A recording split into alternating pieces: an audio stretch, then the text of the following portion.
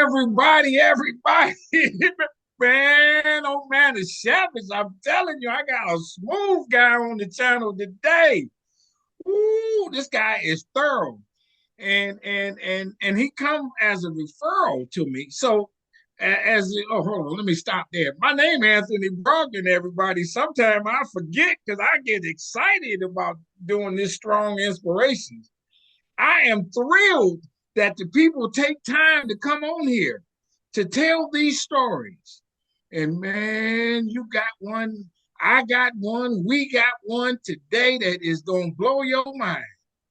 It's of a semi-personal nature that it comes through his family. Y'all will hear this, watch this. And I'm excited he's on the show. And so hit the subscribe button on Strong Inspirations. It's free. It just let me know you like me. And I'm gonna be perfectly honest with you too, my viewers. So what happens is, as my subscribers go up, the people that I try to get on the show, not every instance, but some of them, they look to see how big I am. Maybe they vet me, and that is one angle that they take. I'll be honest with you. So that helps me get some of the folk because I'm asking all type of people who have good stories to come on the show. Hit the like button. There is no love button. Hit the notifications bell so you get a ding, a shock, your lights flicker, your dog kicks you, your cat licks you, or something to let you know there is new content on Strong Inspirations. And then tell somebody about us. Come on now. Let it be a topic of your conversation, if just for a moment. The schools across America and the world watch Strong Inspirations. You can move the cursor.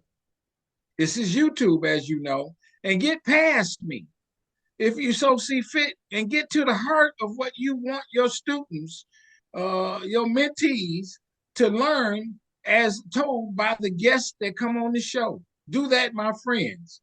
I got, my own personal things going on. And I got to admit, I have sold out of all the books that I have, my Black business book, as of right now. I get some more from the printer, but I don't have one to show you. But you have seen the book. You know, I talk about the rise of Black business in America when in 1800s and even beforehand, as enslaved folks, we were able to earn some money through our business endeavors, unbeknownst to most people that was possible, and then take the profits to buy their freedom. That's in the book, and so much more. I got a coloring book out, everybody. It's titled "They Did It." It's 30 rich Black people in the 1800s. I got another book that is coming out titled "That's My Land." I've done the research on the history of Black towns and settlements. Check that out. Oh, I ain't finished with you. And I'm traveling the country where I am speaking and sharing that what I know, and including some of the stories that have come across Strong Inspirations. All that and more is on my website, businessintheblack.net. Go there, everybody. Now, you hear me use this term strong a lot, my favorite word. And in my world, strong stands for strength, tenacity, resilience, and a sense of oneness, nobility, and grace. And that is my introduction to the strong brother on the channel today. Come on, man. Let's get it on. Tell us your name and we ready to roll. Yes, hello. Thank you, Anthony, for the invitation. I am Peter Boykin. I am a history instructor at Wayne County Community College District, native Detroiter, product of Jay-Z Elementary and Cass Tech. I received my bachelor's degree in history from Hampton University in 1998. Got a master's of secondary education, emphasis in social studies from Howard University, 2001. Also have a master's of arts in public relations from Michigan State, 2009. I've been in the education field for 25 years total at Wayne County Community College. I've been there for 21 years. Prior to that, I taught high school social studies in the DC area. In addition to teaching, I also do speaking engagements on African American history, primarily my family. I've done it for corporations, churches, and also community-based initiatives. Okay, we're gonna stop you there. Oh, everybody, y'all see how heavy my man got two master's degrees. He wasn't playing. He liked school, and he liked sharing that history too. And we're gonna get into it. And you alluded a little bit of your background. I do this with all the guests. You said you were born in Detroit. Were you born in what side of town? Were there Primarily northwest you know side. that kind of Northwest thing? side. Okay, Yeah, so I was born on Wildermere Street between Clarita and Pickford. That's University District. right. And I lived away for a while. I lived in Washington, D.C., and then came back to Detroit and was living in Green Acres on Shrewsbury. Yeah. And then from middle school to high school, I was living in Palmer Woods. So Now, pretty much West Side. yeah, pretty much the West Side. And those who watching this from around the world, what have you, Detroit is a predominantly black city. But as a result, did you have any interactions at all with white people growing up in any form or fashion? Yes. So I did when I went to kindergarten, first grade in Maryland. I went to Montgomery Knowles Elementary School, which is in Silver Spring, Maryland, right outside of DC, Montgomery County. So at that school, I had interaction with white folks and white kids. Now, when I came back to Detroit, it was a very interesting dynamic. So I went to Jesu Elementary. Student population was 90% African American, but the teaching population was pretty much 90% Caucasian. Yeah. What is growing up in that all black environment? Um, what did you wish you were around white people? Did was there any Mhm. interaction to say who white people are at any age in your younger years? That's a very good question. You know, I grew up in an environment where my parents were both, college educated and beyond. I was exposed to so many things, and my parents wanted to make sure that I was well rounded. And in addition to being in a upper middle class African American environment, they took me out to the suburbs, to go to different restaurants and things like that. So I would say it wasn't until maybe I was in junior high that I really grasped my blackness or black awareness rather. And I'll tell you why. So in the seventh grade, there was an unfortunate incident where a nun, who was one of my favorite teachers, used the N word. And Oh, that is was that my first, right? yes, sir. I mean, it was in Jet Magazine, it was well publicized, even nationwide. And I'm like, what's going on here? I'm, 13 years old, something's just not right. And so the archdiocese, as a consolation, they brought in the first African American teacher that my peers and I had seen since the fourth grade. Miss Chambers was our last African American teacher. She died by the fifth grade. So after that, we had no African American teachers at Jesu. And Mr. Geist, the African American who they brought in, was just a dynamic brother. He came in on the first day and told us, look, I know you haven't had an African American teacher in 4 years. I'm going to make the best of your last year here at Jesu. And he exposed us to Eyes on the Prize was brand new. We're talking like 1989, 1990. It was brand new. He taped on VHS and let us watch it in class. He took us on a field trip to see the movie Glory. I had no idea about the Massachusetts 54th Regiment until Mr. Geist took us out to the theater at Oakland Mall in Let me Troy. stop you there. Let me stop you there. Only in this regard. Stay with the story. He took the white students too, or was he able to those These that were were all in your African American class? students. These were all, once again, the majority of students at Jesu were 90% African Yeah, American, yeah, yeah, and the white teachers were the majority of the whites at the school. yeah. Right.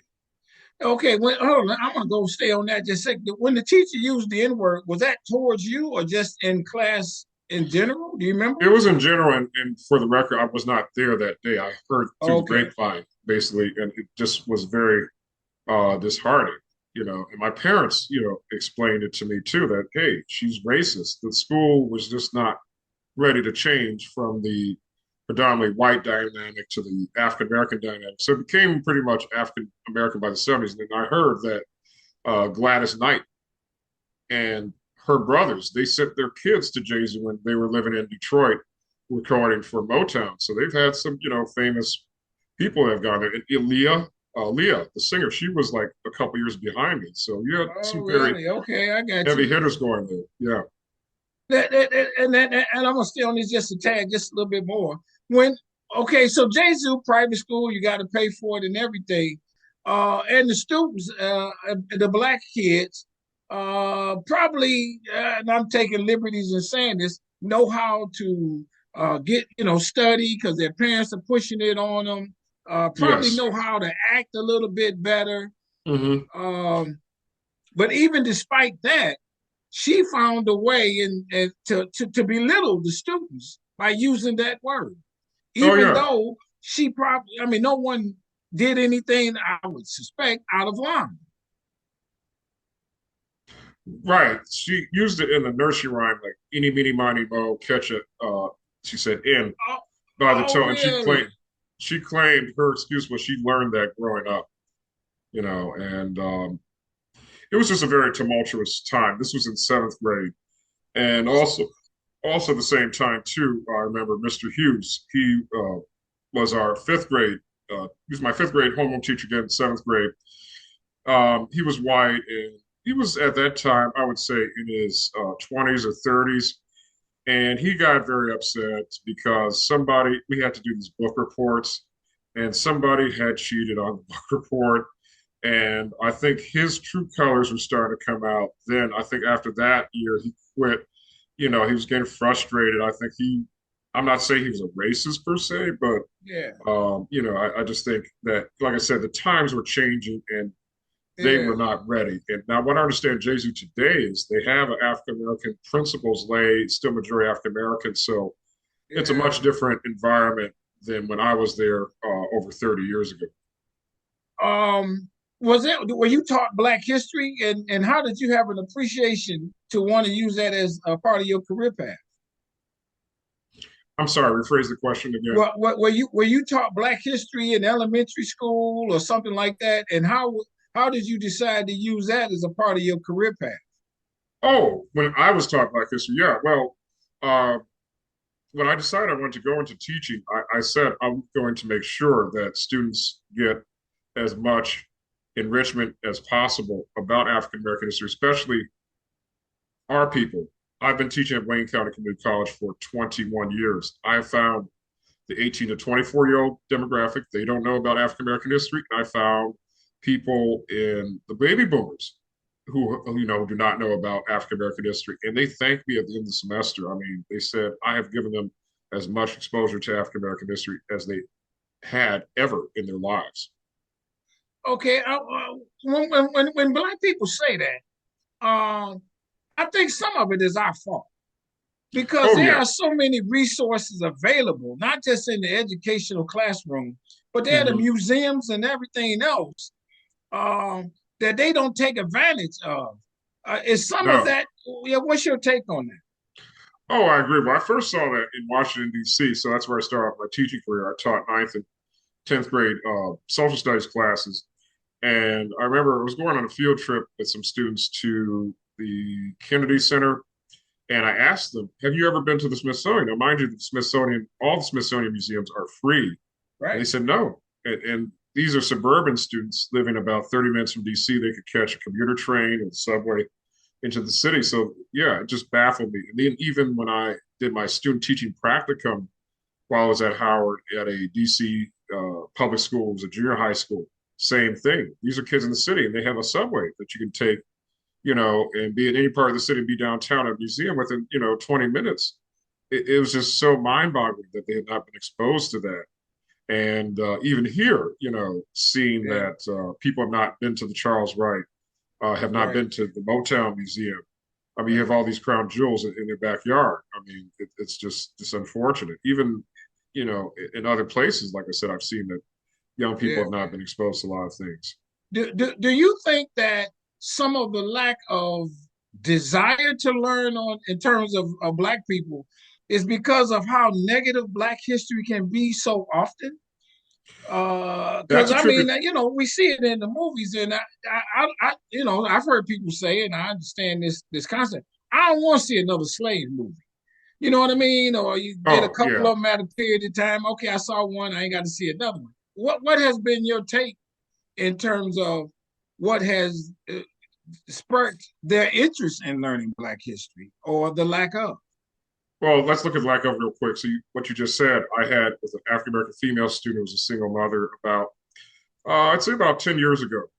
And she said, "Why do we always have to watch about slavery?" I said, "Because it helps build endurance to get us where we are today." And I had her changed by the end of the semester. She said, "Thank you, professor.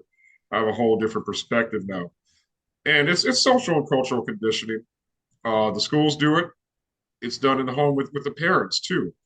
Keep in mind that the generation of parents now, they are, my age. I'm Generation X, and some are younger, and they never knew anything about struggle like your generation, the baby boomers, and they feel that they are far removed from it. I said you have to understand the past and understand in order to comprehend the present and not make the same mistakes in the future.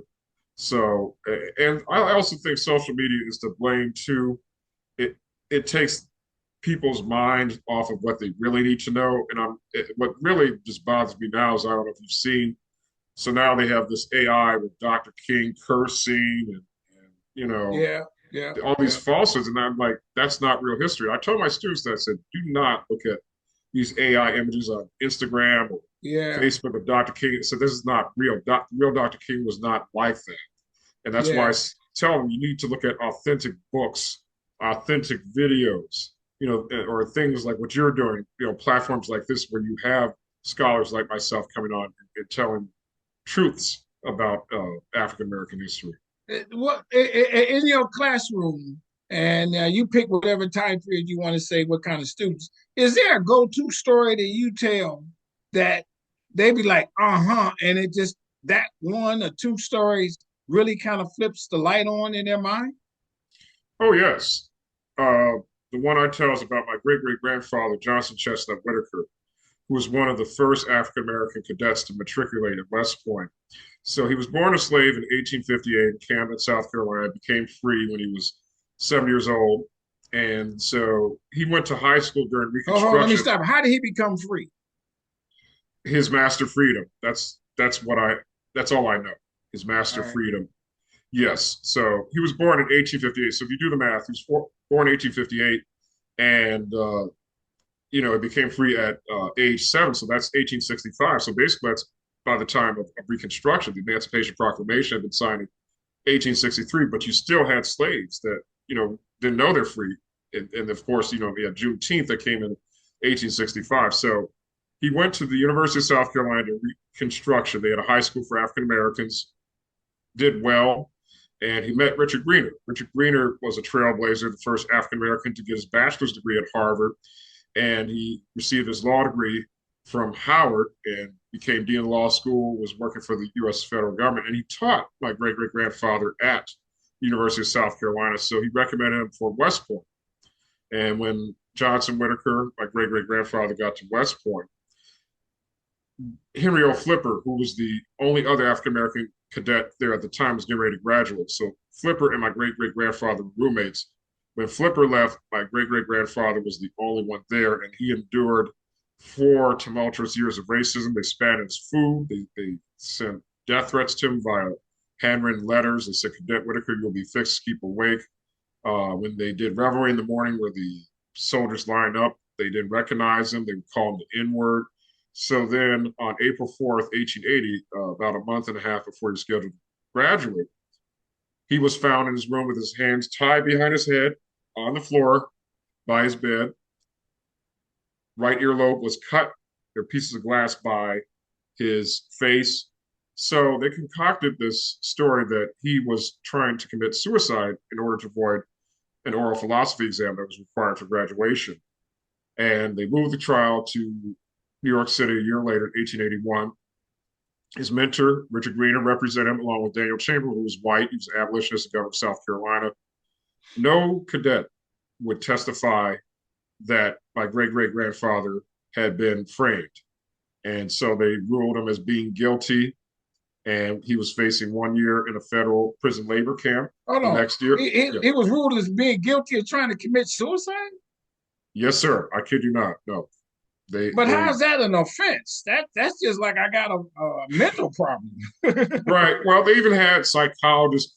Oh, let me tell you this. So, and this is in the book, Assault at West Point by Dr. John Marszalek, that was written on my great great grandfather. They had a movie about him too. So they said, this is what the psychologist said. They said, Cadet Whittaker is far more to command. I'm sorry, far more to obey than command. Basically, using the Darwin principle that, African Americans are not intelligent. And they even said he was cunning enough to write the suicide excuse me, the threatening letters from the cadets. I mean, it's just the racism at the time. This is right at the end of Reconstruction, so the pendulum was swinging backwards. And he was found not guilty. They had an investigation actually showing that there was hazing going on even amongst the white cadets. So he returned to South Carolina, went to Claflin HBCU to get his law degree, practiced law, got married, had two sons, and then he started going to education, and he moved out to Oklahoma in the early 1900s, moved into all white neighborhood. And when his two sons came back from World War I, they said, Dad, they cheated you out of your commission here ours, so they fought in France. So my great uncle and my great grandfather's two sons, they had another battle to fight, uh, trying to stay in the homestead. So a white newspaper reporter got wind of what was going on. He came out.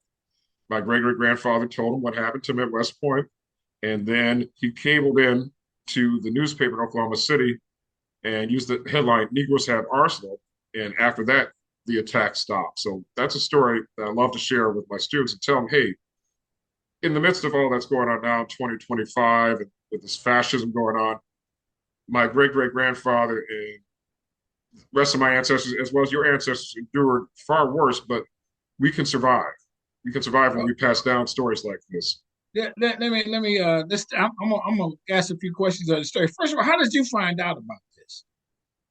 So, Anthony, I found out about it when I was about 11, 12 years old. I was over at my grandmother's house in Apple.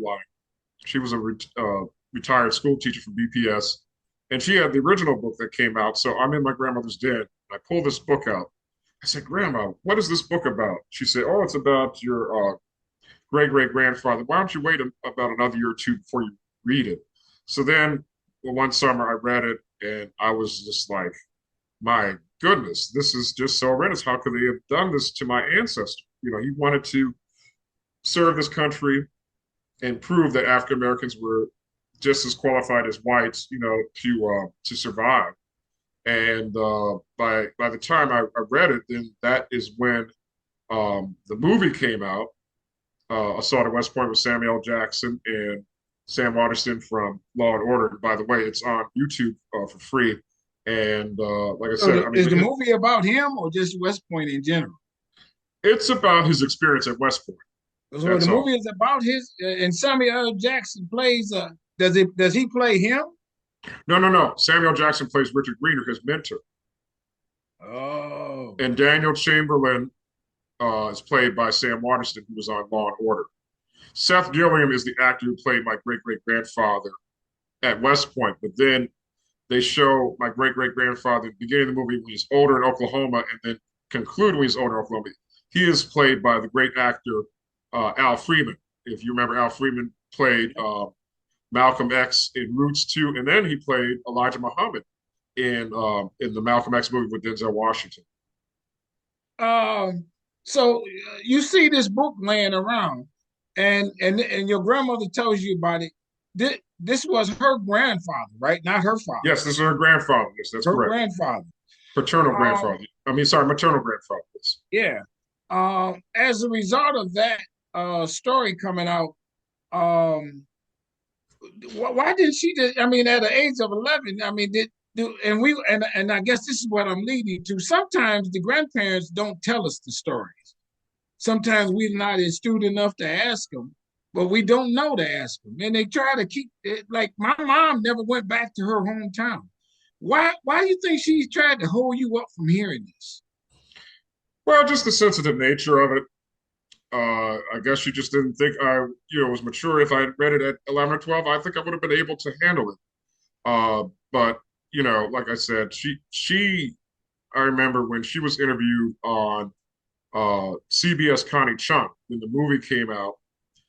She told Russ Mitchell, who was the reporter for CBS, that when she first read the book and it came out, she had to stop and put the book down. She only got through, I think she said, the first two chapters when the racism really just jumped out in the book. She said she just couldn't go straight through. She had to take breaks because she was like, well, just like what I said, how could they do this to a man that never meant to hurt anybody? This man was a Christian, was trying to live his life as an American citizen, but was denied that opportunity due to the overt racism at the time.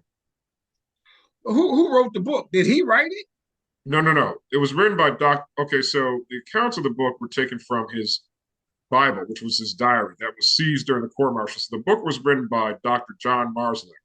He's a white historian. At that time, this was in the early 70s, he was at a college in Erie, Pennsylvania. So he was going to the National Archives in Washington, D.C., and he's a Civil War historian. That's his specialty. And so he stumbled upon the 12,000 page transcript of my great great grandfather's court martial by accident, the National Archives of D.C. So he did some research and found out that he had ancestors still alive. So he came to Detroit and interviewed my grandmother, got pictures from my grandmother that she had of him, and they got firsthand accounts. My grandmother was about uh, 13 years old when he died. And so she got the accounts from, you know, um, her mother, which is my great grandmother.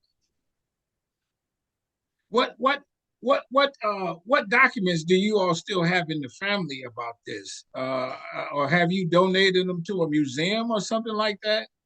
Well, the only document from this is the Bible. So the Bible was given to us by President Clinton in 1995.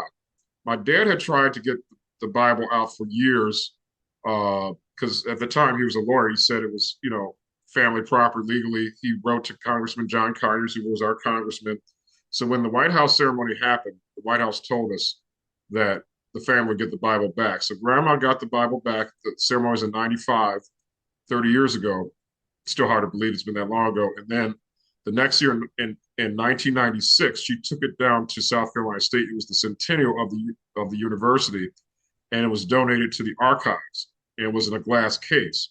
Now, here's another story from that. So when my dad and I went down to Orangeburg, South Carolina, where South Carolina State's located in 2011 to take grandma's ashes down. She had passed in 2009, and we were taking the ashes to the family plot. So the day before we buried my grandmother's ashes, we spent a whole day at the South Carolina State University Library, which is named for Johnson Whittaker. That was my great great grandfather's oldest son. And by the way, he was a trailblazer. He was the first African American licensed architect in South Carolina, and also the third president of South Carolina State. So we researched the archives. So before we went into the archives, we noticed the Bible was not on display. We asked the archivist, where is the Bible? So my grandmother donated to the school in 1996, 15 years ago.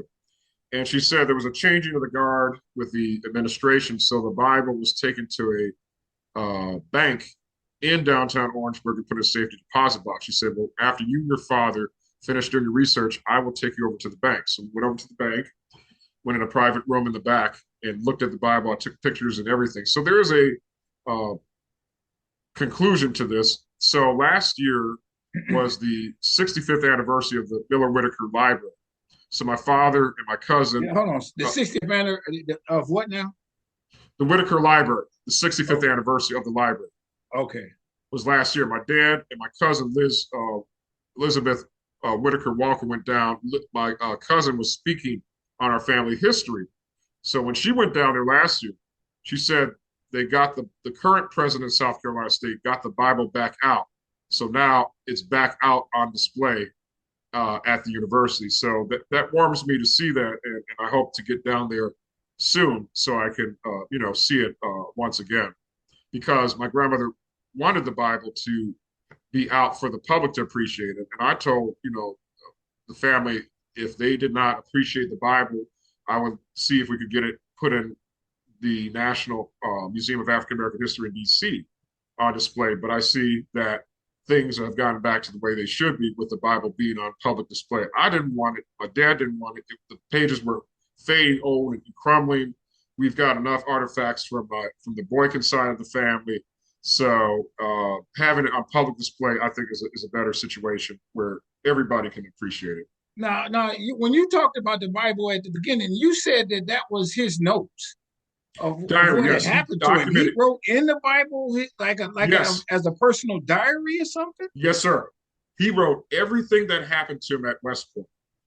The Okay, let me stop attacks. you there. Let me stop you there. No disrespect. The Bible's got a lot of pages. But there's got pages of notes in the back of the Bible. Is it pages in the book that are attached to the book, or just pieces of paper that he kept in the Bible?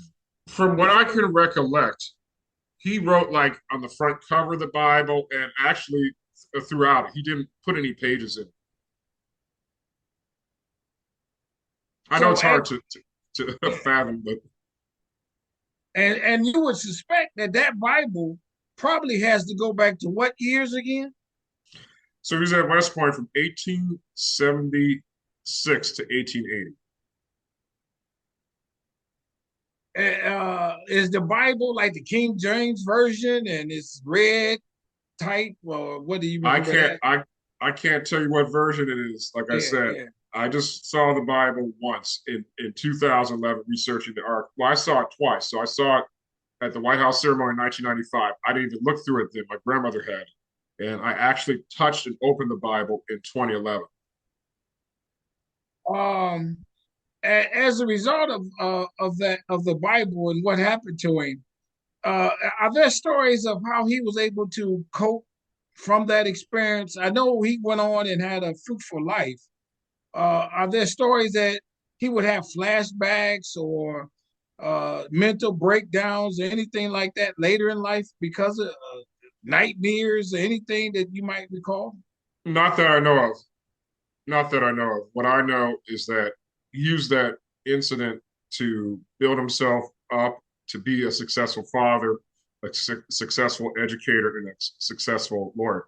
Now, he did go for a period where he didn't want to talk about it. So I guess that sort of answers your question. But uh, he was Who told motivated to you talk that? about. Who told you that? My grandmother told me that, Okay. and that's been passed down in the family. Yeah, that he didn't want to talk about it. What Hmm. what did what has West Point done in his honor?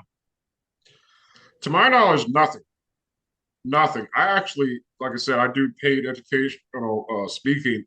I wrote to West Point a couple of years ago asking to speak there, and I never heard back from them at all. So I don't think they've done it. You know, now with this DEI ban that the Trump Yeah. administration has, even if they tried to put something up, it's probably gone up. But I think they need to have the story told there. As a matter of fact, I have met two fraternity brothers who are in the military, and they knew about the story. One actually went to West Point and knew about it.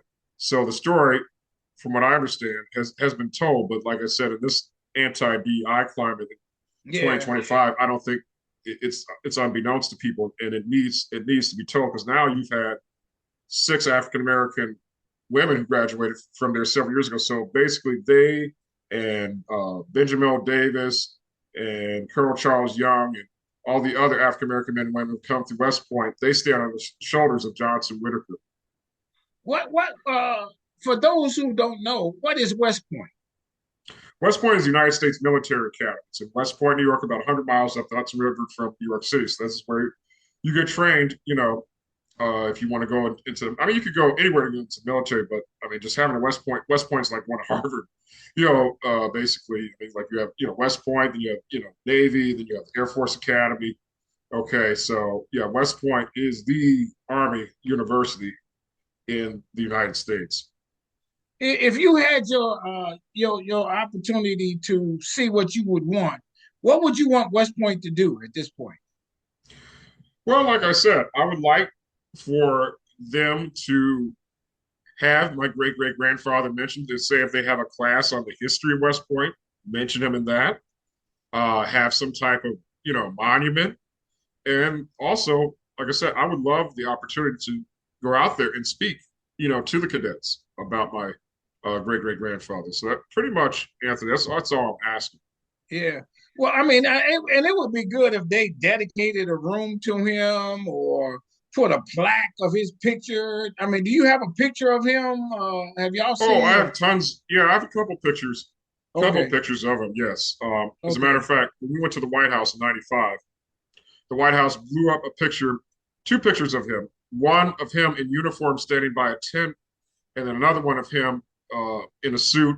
It was a faculty photo from when he was teaching at South Carolina State. So he taught at South Carolina State during Reconstruction. So they had no public high schools or public elementary schools for African Americans in the South uh, after Reconstruction. So the HBCUs were responsible for educating African Americans from kindergarten through 12th grade, all the way up to the 50s when you had Brown v. Board of Education that desegregated the public schools. Just a few more questions now. Henry Flipper. If do you know the order of who's the first black graduate of West Point? Is that Henry Flipper? Henry O. Flipper was the first black graduate. But is a little addendum to his story. So when he got out of West Point, he was harassed. I mean, he faced the same things my great great grandfather did, but it really came out in the open when he was in the military.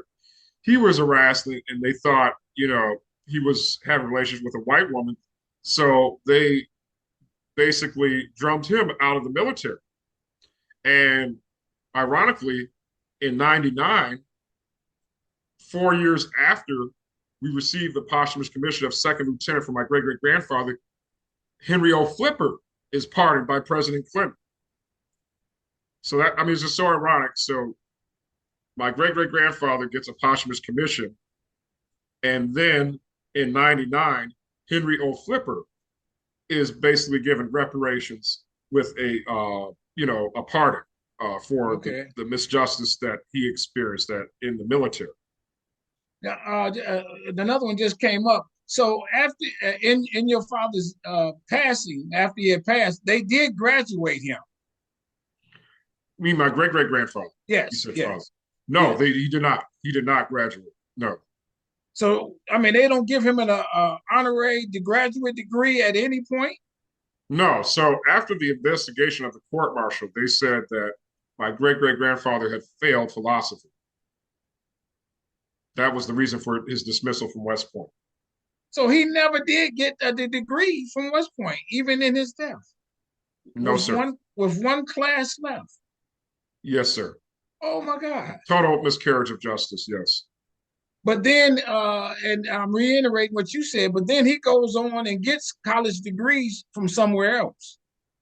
Yes. I mean, he took college. Well, see, he took college credits at the University of South Carolina, and then it was good enough for him to get into law school at Claflin, because HBCUs are different than PWIs and white schools. HBCUs will take a D student and turn them into A students. So HBCUs are a little bit more accommodating than Yeah, sure, PWIs. Mm-hmm. sure. Um, uh, it's the book that was written about him, as you've read it, and as you've done your research and the stories you've heard. Is there more that should be told to the story as like a second book, or do you think that kind of covered it as well as it should? I think it covered it as well as it should, but I think it should include the aftermath. His life, teaching and being a lawyer. I think that should be included in another book. Okay. Now, someone else wrote a book about him. His name was Josephus Hicks. He wrote a book called Cadet Whittaker or something. My grandmother got a copy. He was out of Cleveland, Ohio. The book wasn't as detailed as Assault at West Point, but my grandmother did give him credit for trying. I guess he said he wanted to be the African American author, to tell the story, and that's fine. Yeah. But yeah, no, it's a good question. I think I'm aspiring, hopefully, one of these days to do a book on just the Whittaker side of the family, because as I mentioned, you had trailblazers on that side. You had Miller Whittaker, Johnson Whittaker's oldest son, who was a college president and an architect. You had Johnson Whittaker Jr., who served in the military, and then he was an engineer for what we know as MDOT. He worked on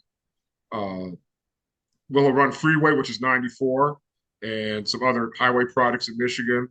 My grandmother, the late Cecil Whittaker Paquette, who became the first African American woman on the Detroit Civic Commission. So that side of the family, the future generations, yeah, that story needs to be told. The descendants have basically built their legacies from Johnson Whittaker, saying, in spite of the obstacles that come your way, you can succeed. Is there as we come to a close, I guess last one, is there a question or something that you want us to know that I have not asked?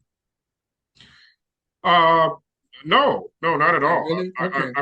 I enjoy this opportunity to tell everyone, the world, about this. And like I said, I do just a little plug here. I do Yeah, speaking do engagements. your plug thing. Yeah.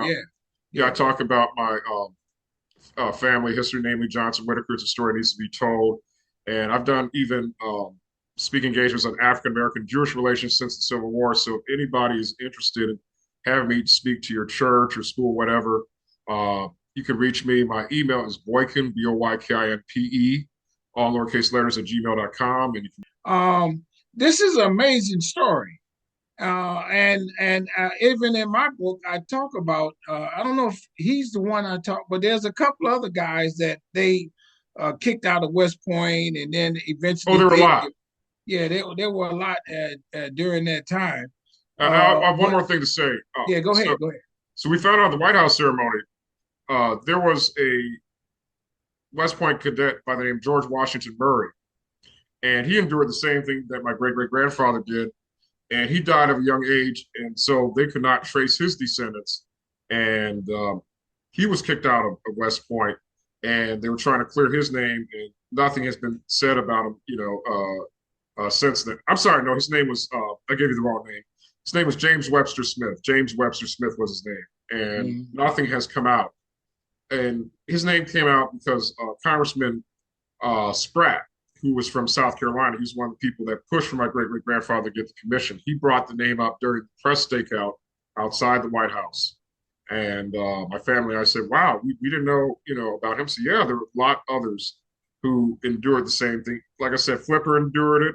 Colonel Charles Young, who became the first African American colonel, he endured, you know, the same racism. And even the girls who graduated from West Point some years ago, they endured, racism. So racism is still there at West Point. It hasn't been, eradicated at all. Okay, just from my point of clarity, they didn't announce him in his death as a graduate, but they gave him commission. Is Yes, that a what you're posthumous saying? commission. And what does commission mean? Do you know that one? I'm sorry, say again, what's your question? What is commission? They gave him commission, which means what? Commission, it means a rank in the military. So that was what he would have earned had he graduated from West Point. He would have been a second lieutenant. Oh, I see. I got you. I got you. Um, this is a most interesting story, and congratulations. How does this make you feel knowing that the story and how he endured even afterwards? It makes me feel proud in spite of the obstacles that, he set forth a legacy for not just the family to emulate, but also others who learn about the story. We're dealing with so much backlash now with the White House, and we have so much discombobulation even internally in the African American community. But his story is one where you can overcome the odds and succeed in this country. I mean, this country was built by people of color and the Yeah. Native Americans, and it's important that the younger generation knows this so that when they come up against obstacles, they won't throw in the towel. They say we can keep going, just like the ancestors did. Oh, I love it. I love it. Well, hey, thank you so very much for coming on the show.